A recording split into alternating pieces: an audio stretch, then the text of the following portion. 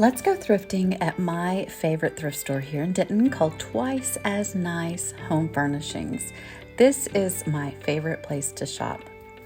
So the first stop here is pillows. I love to look through the pillows. Now, some people might think that's gross, but what I like to do is take off the covers and use the inside. So I look for those that the cover is able to unzip and take off. And just, of course, I look to see what kind of condition they're in. I mostly would use these pillows on a back patio or back porch. That is my favorite way to display thrift store pillows. But in this video, I am looking for a zipper and seeing if any of these are just we found one, are just pillow covers, and bingo, jackpot. I found one that's just a cover. So, but inside is not an insert, it's a different pillow. So it's kind of cute, but it's really not the style I was looking for. So I'm gonna zip this one right back up and leave it there. Now this one has a really pretty quilted pattern, and sometimes I'll use that pattern and that quilt, like on this one, super cute, for art projects. So think outside of the box when you're thrifting, and pillows like this, you can grab and maybe not use them as a pillow. This is the lampshade room at my favorite thrift store. I am in love with these little tiny lampshades. They make the perfect little project pieces. You can use them on small candlestick holders and put a battery operated candle light in them. I wanted to use them for a teacup candle project. The possibilities with these are endless. They come in so many shapes, these little tiny ones, and then they also have glass ones, they have fabric ones. These have the little boning inside, so they make for a cute project. This is a glass sconce holder cover, and I can think of some really cute ideas with that too. Look at the glass. There's tons and tons of glass choices. And you just have to get creative with these. Wouldn't these look cute with like a little nest in them or a flower arrangement? So my friend Chassida over at Custom Southern Co. did a really cute thing with those globes, and I may have to try that. Now, as far as the lamps go, I definitely look at the lamp shades that are separate to see if I want to spruce up any around my house for $2.50. And this was half off day. I try to go on half off day. And then I also look at the lamps for their bases, because you can use the base for so many other projects. You can paint the base, you can decoupage the base. I was a little bit enamored with this hot pink shade and definitely considered using it for a project other than a lamp, because it was the perfect cylindrical shape. There were these fun marble lamp bases, and this one I thought was super interesting as well. Some vintage pieces like this one, a little bit more of an oriental feel. And then boom, this one right here. I love this one. You can fill it with seashells, ribbons, all sorts of fun ideas to do with the glass lamp base. And so I wanted to grab this one for sure. And it has a harp attachment. You can always change that out with whatever lampshade you get. But I just spent a couple extra minutes looking around. Look at those pretty butterflies on that lampshade, y'all. All right, so I'm gonna put this on here, and then it just needs a finial for the top. How cute is that? And what if you filled the base with butterflies? You know, faux butterflies, of course. Okay, I'm looking at the wall outside of the lamp room, and they have all of these picture frames on it. I say picture frames, they're actually considering it artwork, but I always look at the frame, and that was 3 frames that were all of the same material and same color scheme, and so I look at that when I'm looking at the frames. This whole entire room has frames. I could get carried away with all the frame choices. So many cute frames, so many ideas.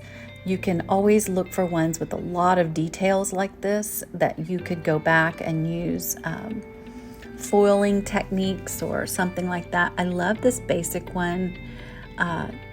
Really, there's no reason to ever buy a brand new frame when you can go thrifting and find good frames just like this. And if you go on half off day, these are all around $1 to $2 a piece.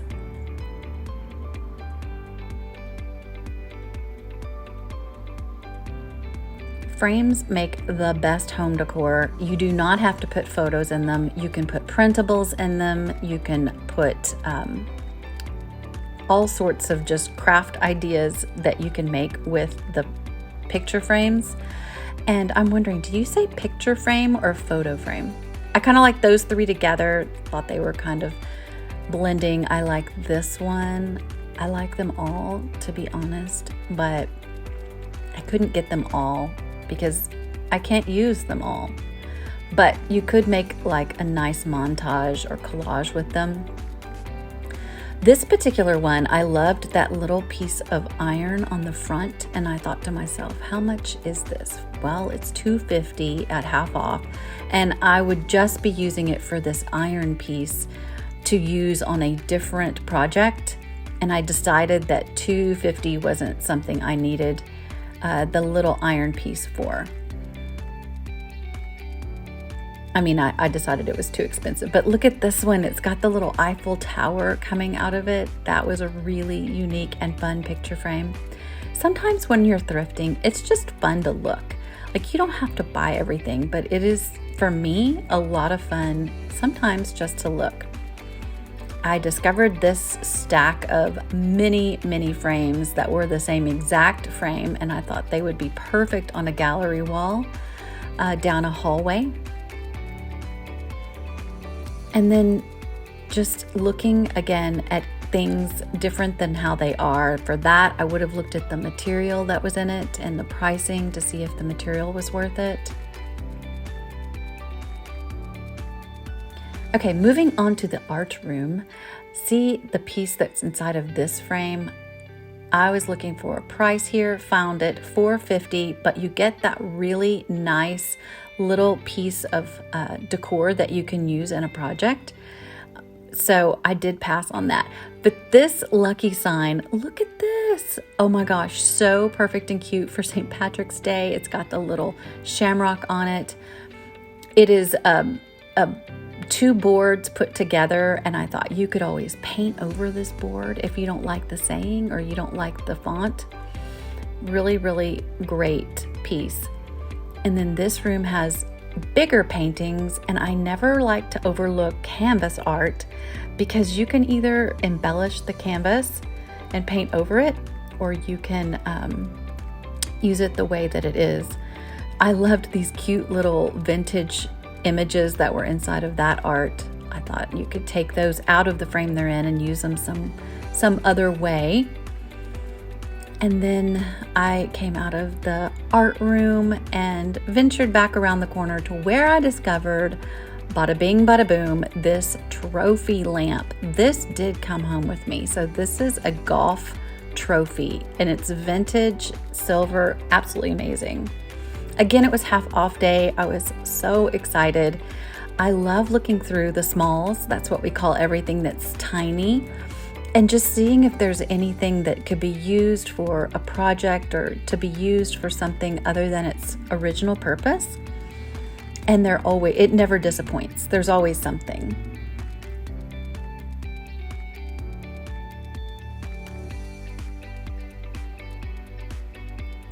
This is a fun little ceramic board. You could take the little piece on the front off and use it for notes for dry erase in the kitchen. I really liked it for $1.50.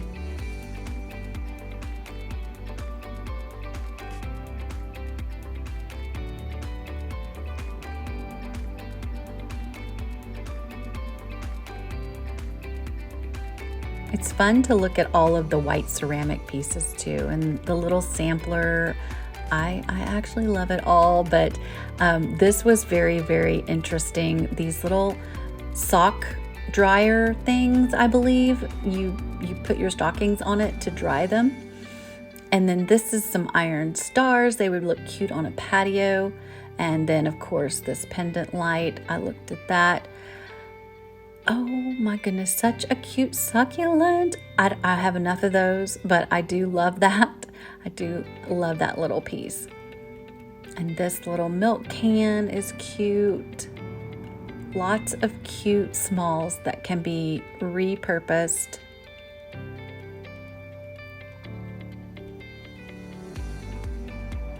I look at tins too because I do like to pour my own candles in lots of tins.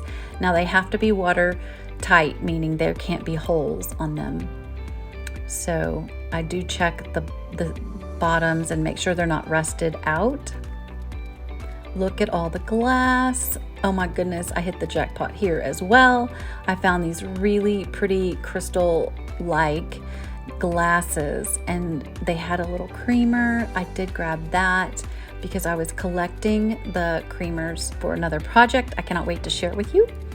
And so don't ever overlook the clear glass. This is a beautiful piece as well that I did end up getting.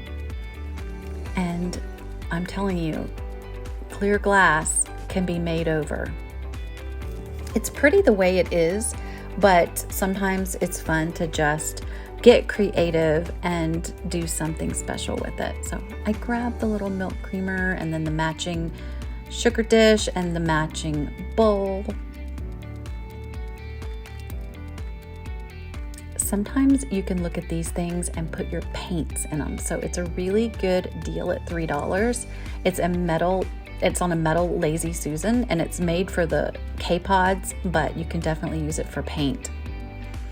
Look at all the fabric. I'm in love. I always look at the scrap fabrics when I am out thrifting just to see if there's anything I can't live without. I do have my fair share of scrap fabrics, but I always look for something that's maybe a little unusual or a color that I don't have enough of, if there's such a thing.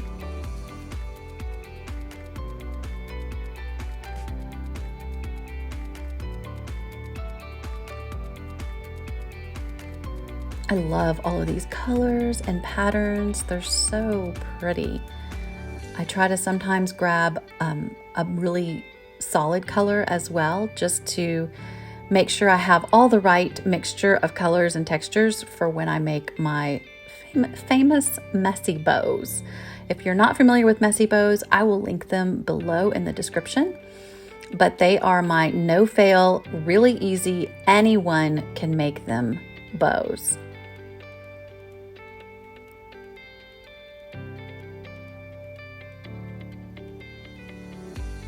I could look at the fabrics all day long, clearly. This was a wonderful bundle, huge bundle of tons of different quilting pieces, and for half off, $11, that would make someone a really nice starter set.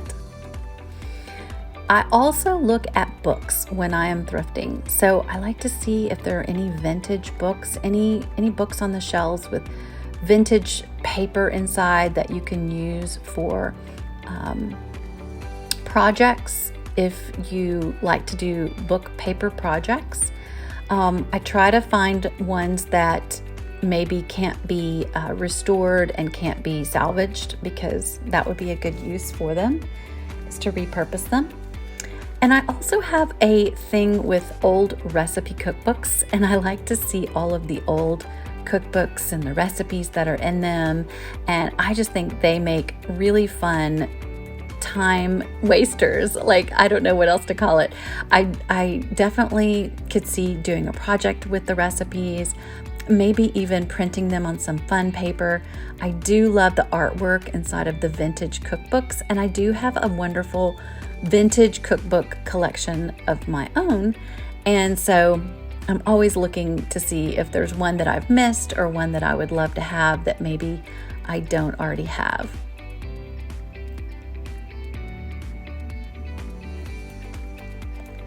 So I collect vintage cookbooks. What do you collect? I would love to know below. If you love shopping with me like this, feel free to hit that subscribe button as well as the notification bell so that I can let you know next time I go shopping.